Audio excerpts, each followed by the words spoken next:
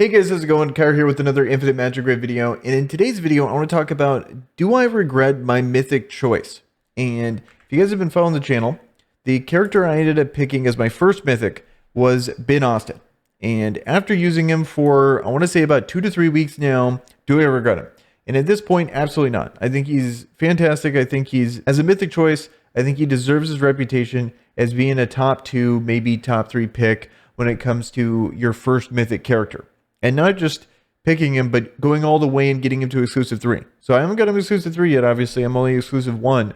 But so far, I think he's incredible in a lot of content in this game. And I wanted to kind of share my thoughts on him. So when I wanted to get him initially, it was all about Guild Boss as the first thing, with the side thing being Faction Abyss and Arena. And I think out of all those things, he's just as good as advertised for Guild Boss right here. So with him, and especially with the team I'm currently using right now, I think he's awesome, and he's going to scale up as an exclusive 3. I think he's going to be the absolute best character in Guild Boss, being able to every single turn make people, like, make the whole team attack. I think that's just...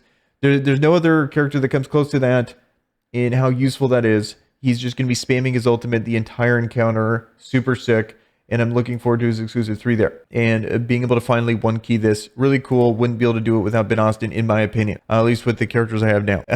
But for Faction Abyss, kind of lackluster. Nothing too crazy here.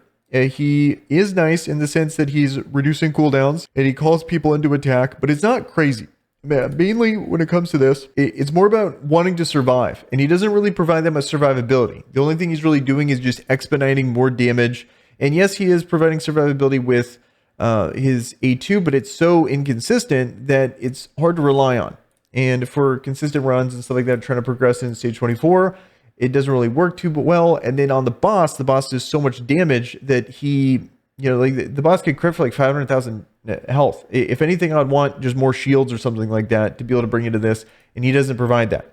Or if he was preventing attack down or whatever, that would be sick and be super useful for this. But he's not providing that, so it's really hard to get excited about him. If I had other characters around him that can do that, the thing I'm missing, that'd be really good. But for the most part, he didn't really change too much about my Faction Abyss team, other than maybe expediting runs or something like that. And then if I can get more survivability, if I get a different character, maybe like the tank dude, I forget his name here. Maybe if I get this guy Soli, I think. Yeah, Soli. If I get him, maybe get a little bit more survivable, then I would start to appreciate him a little bit more. But as it stands now, nothing too crazy there. But where he's really excelling that I wasn't expecting, well, yeah, I was kind of expecting it, but more so than I was expecting, I should say, is Arena. I think he's absolutely insane in Arena. He's super good here. The main thing that he brings to the table right here is his A2 is awesome in reducing the cooldowns. It's essentially like a Warlord. If you've ever played Raid Shadow Legends, like one of the best Arena characters in the entire game in that game is Warlord, and he's doing that. And it's so good that he's able to do that, and he's calling everyone to attack. So here, let's kind of show off what he can do here. So luckily I am faster for this showcase. And then this move here. So deals 2 stages of 100% attack damage to all enemies with a 55% chance of increasing the cooldowns of the target's both active skills by 1 turn, not exceeding the original cooldowns. So there is some RNG here, and you do need to hit it twice for it to actually matter, because if it only reduces it by 1, it's not going to do anything. It needs to reduce it by 2. But the big thing is at exclusive 1, he's gaining more turn meter here. So what that's going to do is I'm going to reduce everyone's cooldowns potentially, like hopefully some key ones here, and then I'll be able to go again relatively soon because I'm going to be boosting all that turn meter, and then I can go in and bring everyone to call into attack and nuke someone. So here it is, and then you can just look here if you want to actually take a look. So I got Luna here, got Catherine, got Hazonia, got Wim, and got Liz. So I just super high rolled and reduced everything, so then that means I get to go again immediately. And so here, let's take out Liz right here and get everyone to come in.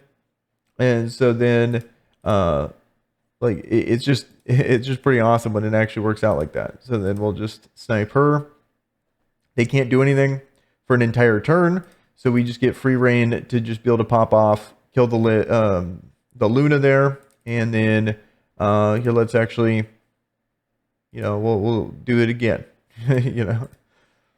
So there it is. I think that kind of shows how he's so good. And then even when he's not doing that kind of stuff, you can just call someone into attack, which I think is really good as well. So I got it defense down, and then the combat Vanguard aura, the legend aura that's doing the 16% extra damage. I think that's really nice on him, especially in arena. When he's exclusive 3, it's not going to be as good. Like, the intended purpose of that was to be good in clan boss, but I think it's going to be actually pretty terrible in clan boss when he's exclusive 3, but it's super good for him in arena and wave content because I'm able to A2 and do 16% extra damage to everyone there. So imagine if I had an AoE nuker for this. This is a pretty unorthodox like arena comp, but making do with what I got because I don't really have any good AoE damage dealers unless I got more exclusives on them. So I think he's sick. I think he's super good in arena, and it's kind of how well he's doing in arena is kind of outweighing how he didn't really provide too much to my faction of his team,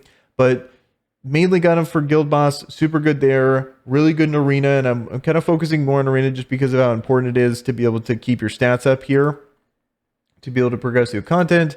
And then lastly, he's okay in dungeons. Nothing too crazy here. It's the issue with him is he's like a high roll character. As you saw there, we super high rolled against those arena characters there by getting everyone to reduce their cooldown. Whereas here, he's kind of a high roll in the sense that we gotta worry about the cooldowns. Like what he's bringing to the team there, it's so random that it's not necessarily something that I can rely on that I would want to keep into my runs here. I'm trying to like reduce as much RNG as possible when it comes to this because I want everything to kind of work out exactly as intended to make sure that the cooldowns are up at the right time to be able to survive. Because it's hard to quantify what he's providing here because what if I high roll on a roll and I'm like, okay, it works. But if I don't high roll, let's say I have the worst possible case scenario, then someone might die. And then it just ruins the consistency of a run to where it's not that good. But if you're manualing, I think he's fantastic. So yeah, I'm just talking about most of the time when it comes to these dungeons here, I'm going for a consistent run that I can always beat. Like that's my goal on auto. And with him, it's really hard to quantify if I'm actually doing that, in my opinion. Maybe as I get him more exclusive out, and I can rely on his ult constantly happening against the boss. Eventually, when he doesn't kill someone, maybe I'll start to slot him in.